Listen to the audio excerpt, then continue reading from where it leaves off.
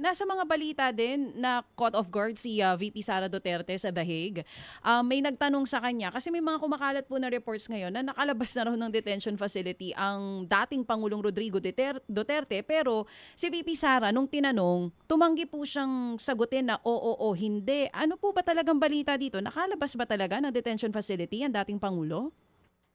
Kung sakaling nakalabas, ay posibleng temporary lang, mabilis lang. At ang isang paraan para makalabas without, kumbaga, needing court order, ganyan sa atin, eh, di ba? Kailangan mo ng Mm. court order, ay for medical reasons. Opo. So, posibleng may ganon, pero yung paglabas na, kumbaga, patungkol sa kaso, walang ganon. Oo, oo, for Makakalaya medical ka lamang reasons kung may lang. order mula sa court. Medical reason or emergency reason. Pero pagka mga gano'n na pinapalabas po for medical or emergency reasons, hindi po ba ini-inform yung pong mga, halimbawa po kayo yung, or abogado na may hawak din po dito sa kaso? Or even yung pong mga biktima, yung pamilya po ng biktima ng drug war?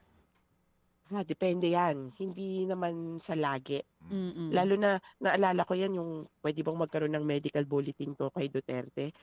Alam nyo, hindi nila gawain yan. Lalo na, sa totoo, ang kanilang konsepto ay, the information is not ours to give. It is the detainees. At yung detainee, kung ayaw niyang ibigay yung impormasyon, kung ayaw magka-status bulletin, medical bulletin, edi wala. Kaya kung sa mga nanghihingi niyan, balik tayo kay Duterte. Kung pumapayag siya, ipapakalat yan ng ICC o kaya ng defense. Pero kung hindi siya pumapayag, edi talagang hindi lalabas yang patungkol sa anything tungkol sa kanyang medical condition. Okay. Hindi magsa-status bulletin yung parang, ito Mm. na, okay Mm. naman tong, Mm. parang Opo. made-defensive ba? Mm. Ito picture nung sinasabi yung Mm. butot balat na, hindi Mm. naman. Hindi Mm. ganyan yung ICC.